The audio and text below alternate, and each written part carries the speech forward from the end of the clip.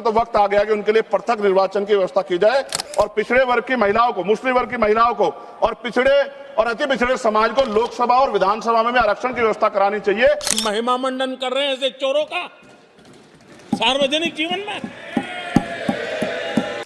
आप एक आईनी हिंदू राष्ट्र बनाना चाहते हैं, मगर कानून की बात हो रही है, आप लिखते क्यों नहीं कानून में? Write it in the bill that 50% would be there. अब भारतीय जनता पार्टी नारी को नारा बनाने की कोशिश कर रही है। माननीय श्री चंद्रशेखर जी। धन्यवाद सभापति जी। मैं आज इस सदन में अत्यंत महत्वपूर्ण, ऐतिहासिक और संवेदनशील विषय पर अपनी बात रखने के लिए खड़ा हुआ हूं। यह केवल एक विधेयक नहीं है, यह भारत की लोकतंत्र की आत्मा का प्रश्न है। यह उस न्याय की परीक्षा जिसकी नींव हमारे संविधान में रखी थी और यह उस विश्वास का सवाल है जो देश की करोड़ों महिलाओं के संसद से जुड़ा हुआ है। सभापति जी, मैं शुरुआत से स्पष्ट कर देना चाहता हूं कि हम महिला आरक्षण के पक्ष में हैं और हम इसे महिलाओं का संवैधानिक अधिकार मानते हैं। लोकतंत्र में समर्थन और सवाल दोनों साथ चलते हैं। मेरी तो सरकार से मांग है कि आधी आबादी 50% 33% की, उनको बढ़ा के 51% कर देना चाहिए। जब बराबरी महिलाओं को तो सदियों से नहीं मिला, जो वो बढ़ के मिलना चाहिए। सरकार की और हाउस की ये मंशा होनी चाहिए सभापति जी। लेकिन आरक्षण से पहले सुरक्षा के बारे में तो बताना चाहिए कि एनसीआरबी का डेटा क्या कह रहा है। तमाम सरकारों में महिलाओं पर हिंसा हो रही है, इसका जवाब भी सरकारों को देना चाहिए कि जब महिला सुरक्षित नहीं होंगी तो उनके अधिकार की रक्षा कैसे होगी। बाबा साहब अम्बेडकर जी ने सबसे बड़ा क्रांतिकारी कदम था वो हिंदू कोड बिल था। उन्होंने उसमें महिलाओं को संपत्ति में अधिकार, विवाह और तलाक में बराबरी, गोद लेने का पूरा अधिकार था। और इसके जब वो सफल नहीं हो पाए तो उन्होंने कानून मंत्री पद से इस्तीफा दे दिया। सभापति जी, मैं इस सदन के माध्यम से हो रही चर्चा के बीच एक मूलभूत प्रश्न उठाना चाहता हूं। सामाजिक न्याय की वास्तविक स्थापना कैसे होगी? हम सब जानते हैं कि बाबा साहब अम्बेडकर ने दलितों और वंचितों समाज के राजनीतिक सशक्तिकरण के लिए पृथक निर्वाचन की मांग की थी। उसका स्पष्ट मत था कि जब तक दलित समाज में को अपने प्रतिनिधि स्वयं चुनने का अधिकार नहीं मिलेगा तब तक उनका वास्तविक सशक्तिकरण संभव नहीं है। लेकिन परिस्थितिवश पूना पैक्ट के कारण ये मांग अधूरी रह गई क्योंकि गांधी जी अनशन पर बैठ गए थे। मैं इतिहास को नहीं दोहराना चाहता, लेकिन उस समझौते ने दलितों को आरक्षण तो दिया लेकिन स्वतंत्र राजनीतिक आवाज छीन ली। माननीय सभापति जी, बहुजन आंदोलन के महानेता काशीराम जी ने अपनी प्रसिद्ध पुस्तक चमचा युग में भी इस व्यवस्था की सीमाओं को उजागर किया है कि कैसे वर्तमान राजनीतिक ढांचे में दलित प्रतिनिधि अक्सर स्वतंत्र नहीं रह पाते, अपने समाज से ज्यादा अपनी पार्टी के प्रति समर्पित हो जाते हैं। यही हाल पिछड़े वर्ग के नेताओं का भी है। अगर आप सही मायने में दलितों को, महिलाओं को, पिछड़े वर्ग को आरक्षण देना चाहते हैं, लाभ देना चाहते हैं, अगर आप वास्तव में उन्हें संसद में सतत रूप से लाना चाहते हैं तो वक्त आ गया कि उनके लिए पृथक निर्वाचन की व्यवस्था की जाए, क्योंकि बिना स्वतंत्र राजनीतिक प्रतिनिधि के आरक्षण केवल एक संख्या बनकर रह जाएगा, सशक्तिकरण नहीं बन पाएगा। अगर हम सच में सामाजिक न्याय चाहते तो हमें आधे अधूरे समाधान नहीं बल्कि साहसिक और मूलभूत निर्णय लेने होंगे। उसके लिए पृथक निर्वाचन की व्यवस्था करनी पड़ेगी। लोकसभा की तरह सभापति जी, राज्यसभा की सीटों में वृद्धि होनी चाहिए।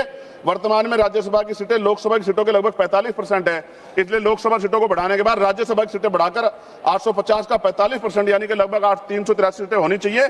सरकार ने अगली जनगणना में, जब गृह मंत्री बोल रहे थे, उन्होंने कहा था कि जातिगत जनगणना कराएंगे, वादा किया था। अगली जनगणना में SC ST OBC की जनगणना की जनसंख्या की गणना के बाद अब समय आ गया है कि राज्यसभा, विधानसभा, विधान परिषद में भी SC ST की तरह OBC वर्ग के लोगों को जनसंख्या के अनुपात में आरक्षण दिया जाना चाहिए, जहां जहां भी अब तक लागू नहीं है। और पिछड़ी और अति पिछड़ी जातियों को भी लोकसभा और विधानसभा में आरक्षण की व्यवस्था हो जैसे SC ST के लोगों को है।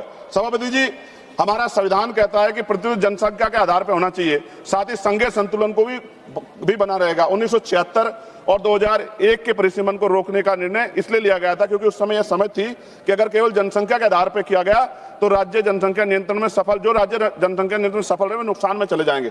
सरकार तो कहती है कि ये प्रक्रिया निष्पक्ष होगी, लेकिन सवाल उठता है क्या इसके लिए सभी राज्यों का व्यापक परामर्श हुआ? क्या कोई सर्वदलीय समिति बनाई गई? क्या राज्यों की सहमति ली गई? अगर नहीं तो ये प्रक्रिया सहमति से नहीं, सख्ती से लागू की जा रही है। मेरी मांग है कि परिसीमन से पहले सर्वदलीय समिति बनाई जाए, राज्यों के बीच संतुलन बनाए रखने के लिए कोई फॉर्मूला तैयार हो।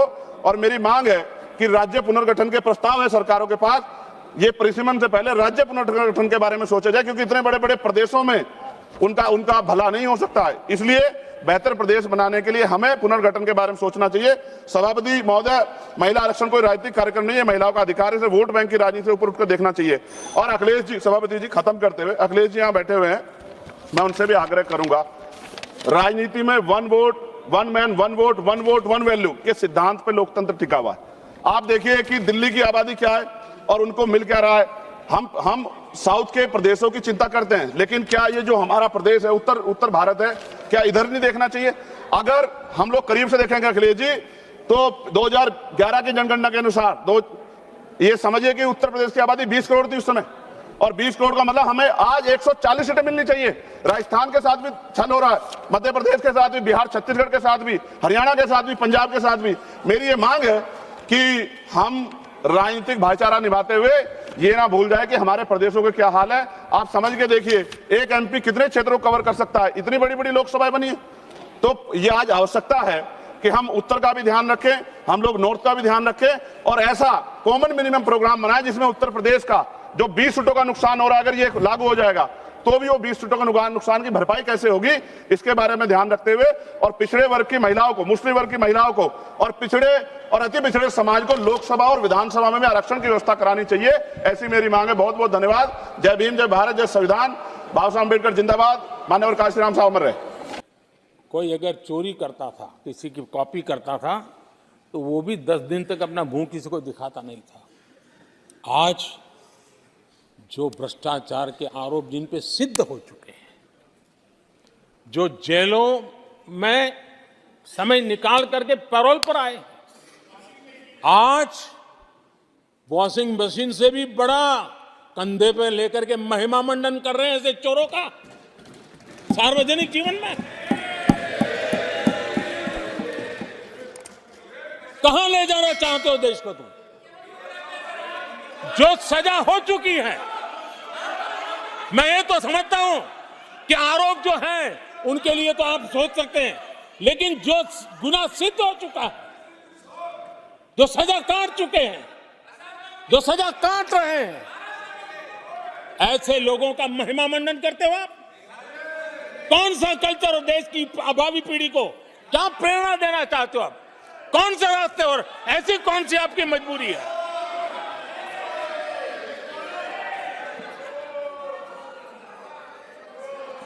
और ऐसे लोगों का महिमा मंडन किया जा रहा है, उनको महान बताया जा रहा है।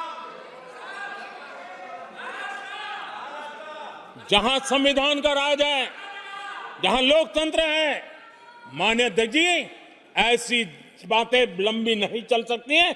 ये लोग लिख करके रखें, ये जो महिमा मंडन का काम चल रहा है उनका, वो अपने ही खात्मे की चिट्ठी पे सिग्नेचर कर रहे हैं लोग।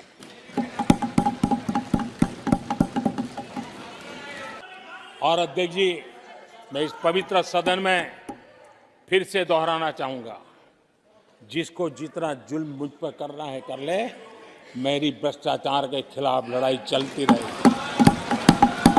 जिसने देश को लूटा है उनको लौटाना पड़ेगा, जिन्होंने देश को लूटा है उनको लौटाना पड़ेगा। ये मैं देश को इस सदन की पवित्र जगह से वादा करता हूं। जिसको जो आरोप लगाना है लगा लें, लेकिन देश को लूटने नहीं दिया जाएगा, और जो लूटा है वो लौटाना पड़ेगा। मुखालिफत में खड़ा हूं। आप ऐसे वक्त में इस बिल को ला रहे हैं जब हिज़्ब इख्तिलाफ के तमाम अरकान पार्लिमान अपने रियासती असेंबली इलेक्शन में मसरूफ हैं। ये हुकूमत पैगाम ये देना चाहती है कि अपनी वहशी अक्सरियत से कानून बनाएंगे। अगर ये 3 बिल कानून बन जाएंगे तो अपोजिशन की आवाज नहीं के बराबर इस ऐवान में हो जाएगी। और इस आईनी तरमीमी बिल को अगर आप हदबंदी बिल के साथ पढ़ेंगे तो आबादी की बुनियाद पर सीट दी जाएगी। जिसकी आबादी ज्यादा होगी उनको ज्यादा सीटें मिलेंगी, जिनकी कम होगी उनको कम मिलेगी। हदबंदी हर 10 साल बाद नहीं होगा सर, ना मरदमशुमारी की बुनियाद पर होगा, बल्कि हुकूमत फैसला करेगी कि हदबंदी होगी या नहीं। अगर होगा तो किस साल की मरदमशुमारी पर होगा। सर, मैं इलाका वारियत को नहीं मानता, ना उसको फरोग देता हूं, मगर हमारी आइन की तमहीद में फ्रेटर्निटी का लफ्ज लिखा गया, भाईचारगी का। ये बहुत अहम है हमारे मुल्क की इत्तेहाद और सालमियत को मजबूत करने का। ये तीनों बिल इस फ्रेटर्निटी के बरक्स का पैगाम देते हैं और काम करेंगे। हकीकत ये होगा सर कि शुमाल हुकूमत करेगा जुनूब पर, शुमाल खर्चा करेगा और जुनूब इसको फराहम करेगा। जुनूबी रियासतें मुल्क की GDP में 30% का हिस्सा होता है उनका, और 21% मुल्क का टैक्स रेवेन्यू जुनूब से आता है। 2022-23 साल में 3.46 लाख करोड़ का उनका हिस्सा था, और 19% आबादी है भारत में जुनूबी हिंदुस्तान की। जुनूब को गुड गवर्नेंस की सदा दी जा रही है। वजीर आजम कहते हैं कि जिसके बच्चे ज्यादा हैं, तो मगर वो तो झूठ था। मगर ये बिल अगर कानून बनेंगे तो सच हो जाएगा। अगर आप 6 रियासतों को, बिहार, मध्य प्रदेश, यूपी, राजस्थान, गुजरात और हरियाणा को मिला ले, यहां पर सीट होंगी 392 और सिर्फ 34 सीट की जरूरत पड़ेगी हुकूमत बनाने के लिए। एक कॉन्फ्रेंस की माली इमदाद हुकूमत में की, उस कॉन्फ्रेंस में किसी ने उठकर कहा कि कैसे हम आईनी हिंदू राष्ट्र को हासिल करेंगे। अब पता चल रहा है कि गैर बीजेपी पार्टियों के नुमाइंदगी को डाइल्यूट करने से ही आप एक आईनी हिंदू राष्ट्र बनाना चाहते हैं, ताकि यूसीसी, लैंड जिहाद, हिंदी को लाजमी कर देना, बुलडोजर को आईनी तहफ्फुज देना। सर, डबल इंजन का सरकार, डबल इंजन सरकार क्या है? जादू, उसका जादू यह है कि इंजन शुमाल का होगा और ताकत जुनूब से आएगी। सर, नतीजा यह होगा कि जुनूबी हिंद के तमाम रियासतें अपनी आबादी बढ़ाने का काम शुरू कर देंगी। क्या यह मुल्क के लिए अच्छा होगा? तो तशवीशनाक होगा। सच्चर कमेटी ने अपनी रिपोर्ट में कहा कि मुस्लिम अक्सरियत कॉन्स्टिट्यूंसीज को रिजर्व कर दिया गया और आसाम और कश्मीर इसकी जीती जागती मिसाल है। आसाम में 30 ऐसे असेंबली हल्के थे जहां पर मुसलमान जीत के आते थे, उसको 23 कर दिया गया। ये जेरीमैंडरिंग नहीं है तो क्या है? कश्मीर, सर, डुबरी बरबेटा में 60% मुसलमान थे, एक डुबरी कॉन्स्टिट्यूंसी बना दी गई, खत्म हो गया, आप कोई नहीं जीत सकता बरपेटा से। दूसरा मिसाल दे रहा हूं सर, अनंतनाग रजौरी का कॉन्स्टिट्यूंसी शुरू हो रही है कश्मीर में कोई, और खत्म हो रही है जम्मू में, कोई रास्ता नहीं, कोई तहजीब का हिस्सा नहीं मिलता। सर, 2 एडमिनिस्ट्रेटिव डिवीजन अलग है, ये जेरीमैंडरिंग नहीं है तो क्या है सर? और सर, कश्मीर की आबादी क्या है? 56%, 35% कश्मीर की आबादी, सीट है 52.22। जम्मू की आबादी है 43.65, सीट में 47.78। ये जेरीमैंडरिंग है तो नहीं है तो क्या यही होगा? सर, मुस्लिम अकलियत को तो बीजेपी टिकट नहीं देती, रिजर्वेशन दूर की बात, मगर क्या यह मुल्क के मफाद में है कि इस ऐवान में 18 करोड़ की आबादी के सिर्फ 4% एमपी जीत कर आएंगे? ये आपकी मुल्क से मोहब्बत है? ये राष्ट्रवाद होगा कि 18% सिर्फ 4% आएंगे जीत कर? आप फैसला कर लीजिए। ट्रेजरी बेंचेस को सोचना है, अगर वो भारत से मोहब्बत करते हैं तो तशवीशनाक बात है। अगर बिल कानून बनेगा तो फिर आप भूल जाइए, यहां पर तो और कम हो जाएंगे। तो मैं ये आपको बताना चाह रहा हूं सर कि मुस्लिम अकलियत को SIR से, रायदही से, हक रायदे महरूम कर दिया जा रहा है, बुलडोजर से बेघर कर दिया जा रहा है, और हदबंदी से इनकी सियासी आवाज को खत्म करने का मंसूबा है। सच्चाई ये है सर, मुस्लिम वोट की जरूरत बीजेपी को उसको खतरा समझती, सेकुलर पार्टीज ये समझती है कि हमको पूछना ही ना पड़े, और हम बार बार पुकार कर कहते हैं कि जमहूरियत को मजबूत करो, सिर्फ वोट डालने वाले मत बनो, वोट लेने वाले बनो, क़यादत बनाओ। मगर ये सब चीजों का आप देख रहे हैं कि बीजेपी इसको खत्म करना चाहती है। सर, भारत क्या है? भारत एक यूनियन ऑफ स्टेट्स है, सिर्फ शुमाली रियासतें नहीं है, जुनूब की रियासतें नहीं है, मशरिक नहीं है, मगरबी रियासतें हैं, नॉर्थ ईस्ट है। तो ये इस मुल्क की डाइवर्सिटी इसकी ताकत है जो ये 3 बिलें खत्म करना चाहती। मेरी तजवीज क्या है सर? कनाडा का फार्मूला अपनाया जाए, कनाडा में ग्रैंडफादर क्लॉज को अपनाया जाए, रियासत की सीट आबादी पर मुनस्सिर नहीं होगी। Sir, remove the money bill veto from Lok Sabha, let the house of states have an equal voice in how legislation is passed. KM Panikkar, member of SRC, recommended the Rajasthan should be reform. Sir, मैं इस हुकूमत को warn कर रहा हूं, हदबंदी एक ऐसा जख्म होगा जो कभी नहीं भरेगा, ये जख्म हमेशा रहेगा, और कहीं खुदा ना खास्ता है मुल्क को कमजोर ना कर दे। हुकूमत सिर्फ अपने सियासी लालच को हासिल करने के लिए मुल्क के इत्तेहाद को पारा पारा करने की कोशिश कर रही है। मैं हमेशा अक्सरियती हुक्मरानी का मुखालिफ रहा हूं, चाहे जबान और मजहब की बुनियाद पर हो। मुल्क को अगर विकसित भारत बनाना है तो हर शहरी की आवाज को कबूल किया जाना इस मुल्क को चलाने के लिए। सर, जुनूब की रियासतों के लिए एक ऑप्शन चॉइस है 2011 होगा तब भी हम सीटें लोग खो देंगे। अगर 2026 का होगा तो कैश 22 सिचुएशन होगा। तो मैं हुकूमत से अपील करता हूं आपके जरिए से कि हमारे वजीर आला ने जो तजवीज पेश की रेवंत रेड्डी ने कि हाइब्रिड मॉडल 2 क्या है वो 40% की सीटें आबादी पर, 40% इकोनॉमिक परफॉर्मेंस पर और 20% फेडरल बैलेंस को, मैं हुकूमत से ये डिमांड करता हूं कि मुसलमानों को, OBC को और जुनूबी रियासतों को एलिनेट मत करिए, ये मुल्क के मफाद में नहीं है। सर, वजीर दाखिला अमित शाह ने अपने इंटरवेंशन में कहा कि तेलंगाना में 25 सीट होंगी। मैं हुकूमत से अपील कर रहा हूं, अगर आप वाकई में सच्चे हैं तो मैंने एक अमेंडमेंट मूव किया क्लॉज 3 बिल में कि I have given amendment provided nothing shall be done to affect the proportional representation enjoyed by each state as such proportion exist in the 17th House of People. आप support कर दीजिए उसको। देखिए sir, अगर कोई मंत्री यहां पर कुछ बोलता है तो मैं, अगर वादा पूरा नहीं होता तो मैं ब्रीच ऑफ प्रिविलेज डालूंगा। मगर कानून की बात हो रही है, आप लिखते क्यों नहीं कानून में? Write it in the bill that 50% would be there. आप नहीं लिखना चाह रहे। आप बोल रहे कि मेरी बात का भरोसा करो कि कौन जिया तेरे जुल्फ के शहर होने तक, हम तो खाक हो जाएंगे तुमको कब्र होने तक। सर और आप एक बता रहा हूं सर, ये गवर्नमेंट क्यों ला रही है? ये इसलिए ला रही है कि सुन लीजिए, the most important and effective step would be to bury and deep for all the talk of a federal structure of our country. Constitution declare one country, one state, one legislature, one executive. ये किसने कहा? Bunch of thoughts में mister गोलवार कर रहे। 1951 BGS का manifesto, conversion of the union of states into unitary state. This is what is happening now with these three bills. Now please so, conclude. I am concluding, sir. I am concluding that can this whole proceedings are being watched by the Muslim women who were raped in Muzaffarnagar. Will they feel happy about it? Bilqis Bano is watching this. Has Bilqis Bano got justice? Zakia Jafri's family is watching this. Have they got justice? No. Please. That is why I conclude, sir, by reciting the share of what Rahat Indori said about this government. Jahan se guzro, धुआं बिछा दो. जहां से गुजरो धुआं बिछा दो. जहां भी पहुंचो धमाल कर दो. तुम्हें सियासत ने हक दिया है, हरी जमीन को लाल कर दो. अपील भी तुम, दलील भी तुम, गवाह भी तुम, वकील भी तुम. जिसे भी चाहो हराम कह दो, जिसे ही चाहो हलाल कर दो. मैं वार्न कर रहा हूं सर, आपके पास मेजॉरिटी नहीं है, ये मत करिए. मुल्क को कमजोर करने की हरकत होगी. शुक्रिया सर. अखिलेश यादव जी. अध्यक्ष महोदय, अध्यक्ष महोदय, मैं आपका धन्यवाद देना चाहता हूं. प्लीज अध्यक्ष महोदय, अध्यक्ष महोदय, अध्यक्ष महोदय, अध्यक्ष महोदय, मैं आपका धन्यवाद देना चाहता हूं. आज मुझे एक बहुत महत्वपूर्ण समय पे मुझे बोलने का मौका मिल रहा है.